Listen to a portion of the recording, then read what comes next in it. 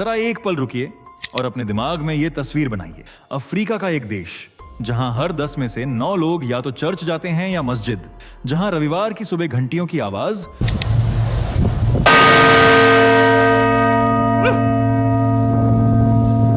और दिन में 5 बार अजान, ये सब बिल्कुल नॉर्मल है। और ठीक उसी माहौल में अचानक गली के कोने से आवाज आती है, हरे राम हरे कृष्ण।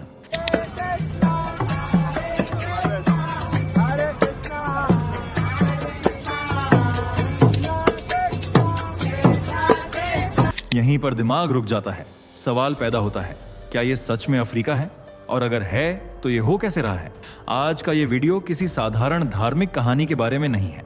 ये उस खामोश बदलाव की कहानी है जो बिना शोर किए, बिना तलवार, बिना लालच एक ऐसे देश की जमीन में जड़ें जमा रहा है जहां हिंदू धर्म का नाम तक नहीं था।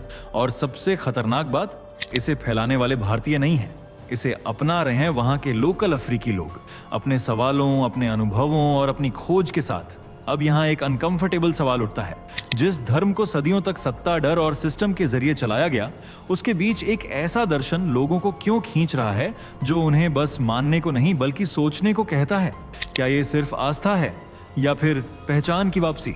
और ध्यान रखिए, ये कहानी सिर्फ धर्म पर खत्म नहीं होती। यहीं से जुड़ता है सॉफ्ट पावर, राजनीति और वो ताकतें जो नहीं चाहती कि लोग डर से नहीं, चॉइस से कुछ अपनाएं। अगर आप जानना चाहते हैं कि एक 90% ईसाई मुस्लिम देश में हिंदू दर्शन कैसे अंदर तक उतर रहा है और क्यों कुछ ग्लोबल खिलाड़ी इससे बेचैन हैं, तो ये वीडियो बीच में छोड़ना आपके लिए सबसे बड़ी गलती होगी, क्योंकि जो आगे आने वाला है वो आपकी सोच को असहज भी करेगा और शायद बदल भी दे। चलिए दोस्तों, फटाफट कमेंट करके बताइए आप हमारी ये वीडियो भारत के किस शहर या किस गांव से देख रहे हैं। हम सच में जानना चाहते हैं कि हमारे सनातन परिवार के योद्धा देश के किस किस कोने से हमें देख रहे हैं। तो बिना सोचे बस नीचे लिख डालिए, मैं देख रही हूँ आपका शहर गांव से। और हाँ, अगर आप चैनल पर नए आए हैं तो सब्सक्राइब करके दुनिया को यह साबित कर दो कि आज भी सनातन धर्म सिर्फ जिंदा नहीं बल्कि गर्व से खड़ा है। वीडियो को लाइक करना मत भूलना, आपका एक लाइक हमें हजारों लोगों तक पहुंचा देता है। चलिए अब बिना देर किए वीडियो में आगे बढ़ते हैं। सोचिए, अफ्रीका का एक देश जहां हर 10 में से 9 लोग ईसाई या मुस्लिम हैं, जहां चर्च की घंटियां और मस्जिदों की अजान आम बात है। और उसी देश की किसी गली से अचानक आवाज आती है, हरे राम हरे कृष्ण।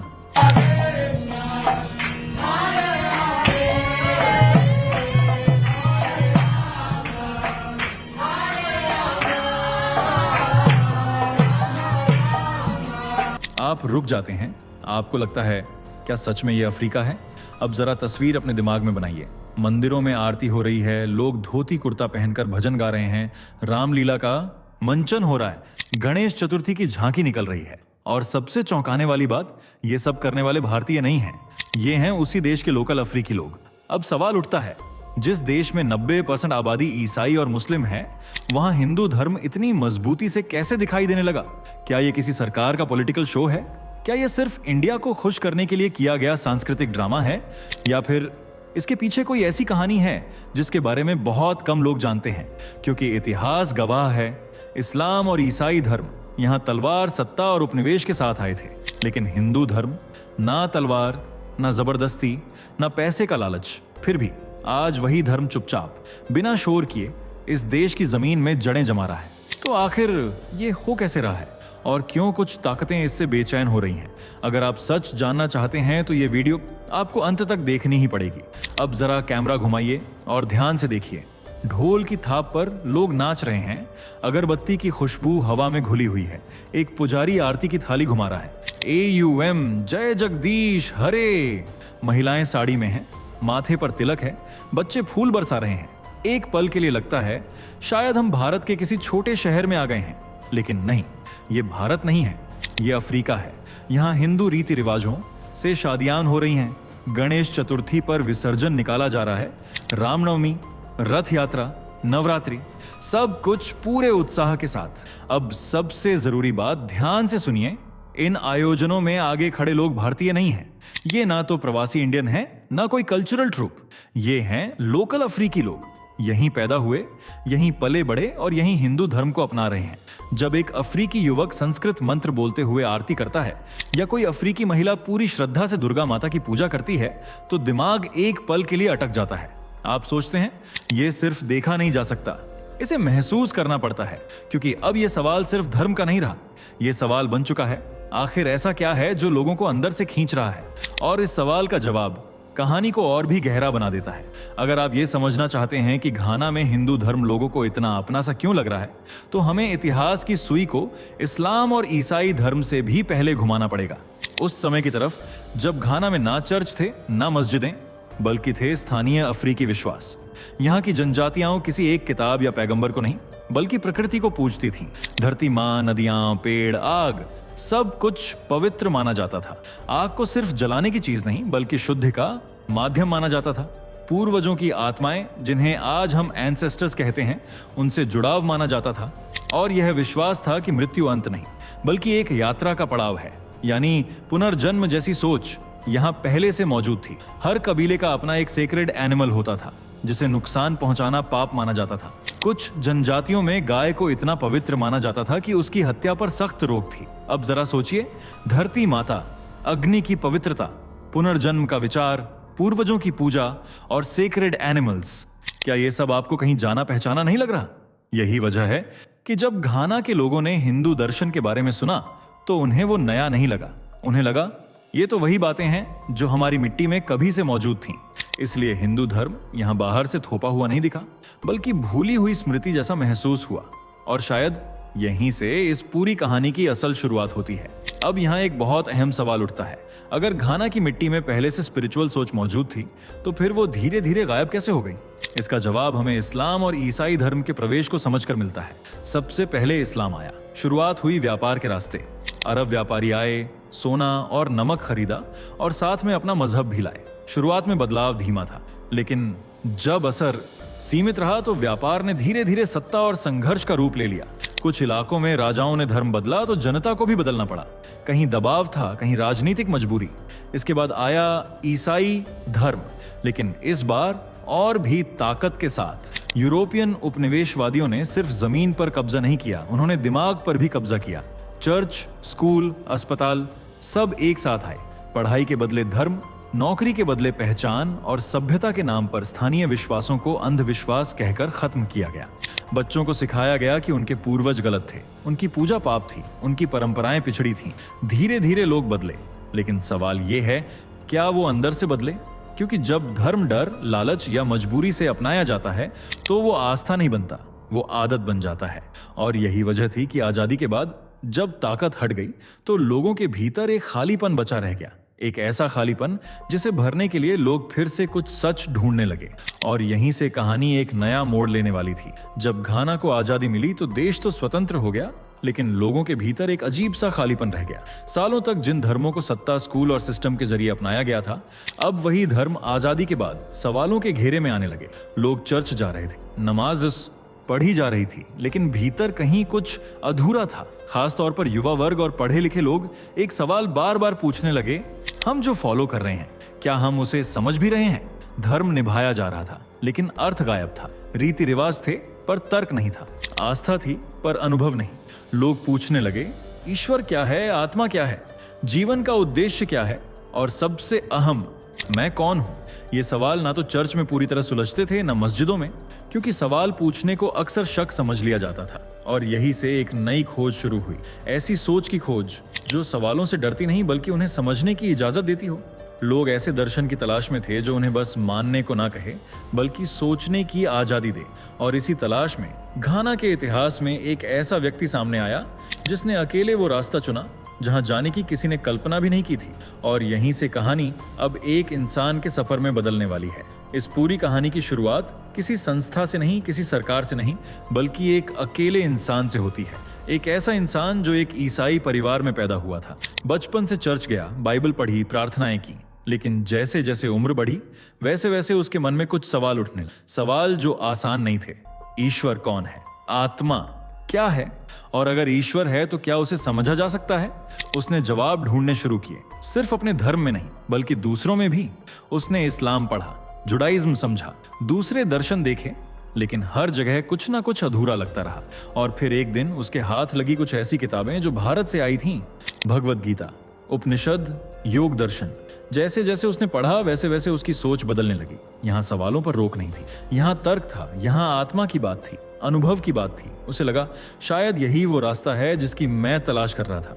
और यहीं उसने एक बड़ा फैसला लिया। वो अफ्रीका छोड़कर भारत आया, ऋषिकेश पहुंचा, एक आश्रम में रहा, योग सीखा, ध्यान किया, शास्त्र पढ़े सालों तक। और जब वो लौटा तो वही इंसान नहीं था जो गया था।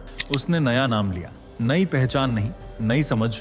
अब उसका एक ही उद्देश्य था, जो उसे मिला वो अपने लोगों तक पहुंचाना, बिना जबरदस्ती, बिना लालच, सिर्फ ज्ञान के जरिए।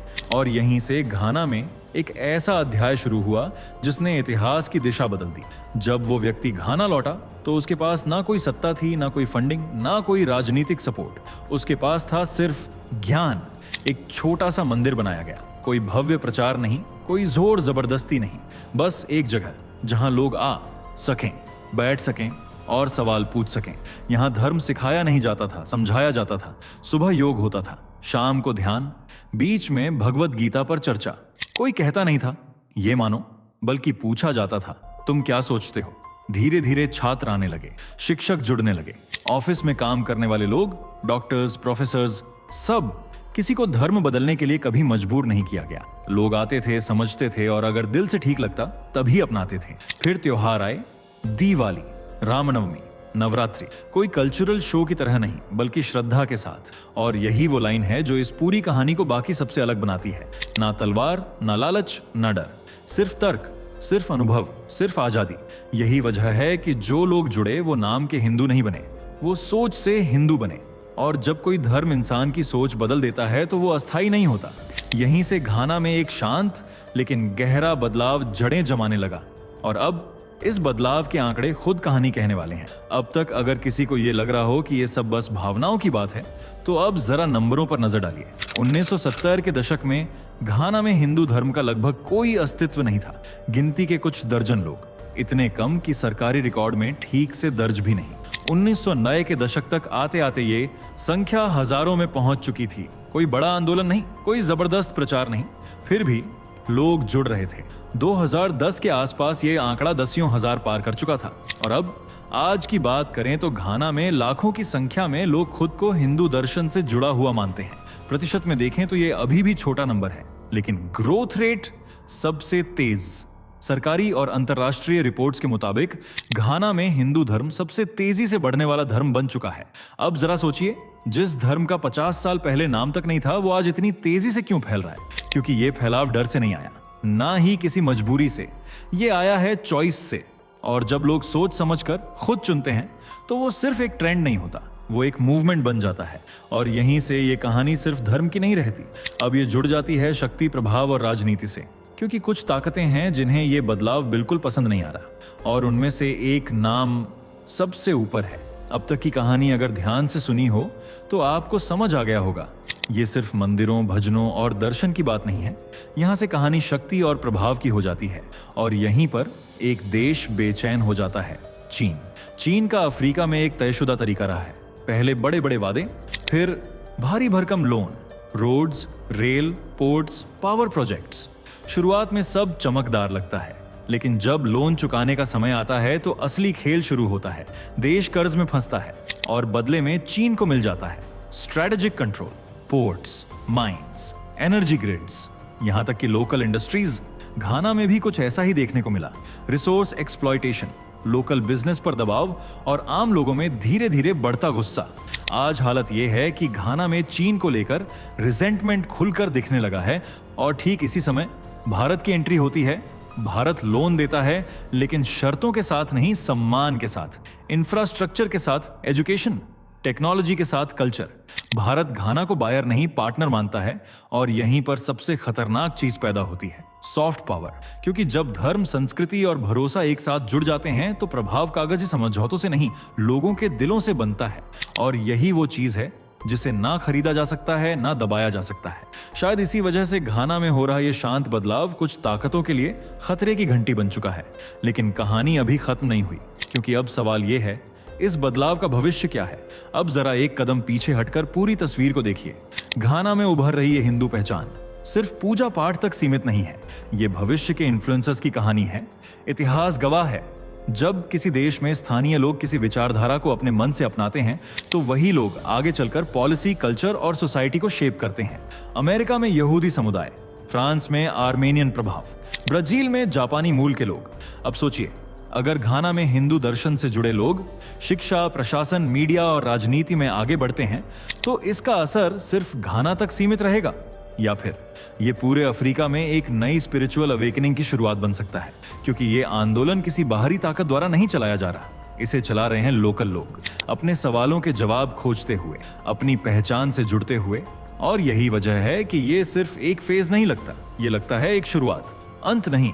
और अब सवाल आपसे है, क्या आपको लगता है कि ये बदलाव सिर्फ घाना तक रुकेगा, या क्या अफ्रीका एक बार फिर अपनी जड़ों की तरफ लौटने वाला है, लेकिन इस बार एक नए रूप में? अपनी राय कमेंट्स में जरूर लिखिए। वीडियो को शेयर कीजिए ताकि ये चर्चा आगे बढ़े। और अगर आप जानना चाहते हैं कि भारत की ये सॉफ्ट पावर आने वाले सालों में और किन देशों में असर दिखा सकती है, तो अगला वीडियो आपको जरूर देखना चाहिए, क्योंकि कहानी अभी जारी है। दोस्तों, आपकी स्क्रीन पर 2 और वीडियो दिख रही हैं, जिसे देखने के लिए आप स्क्रीन पर क्लिक करें। दोनों देखिएगा, बहुत अच्छी वीडियो बनी है।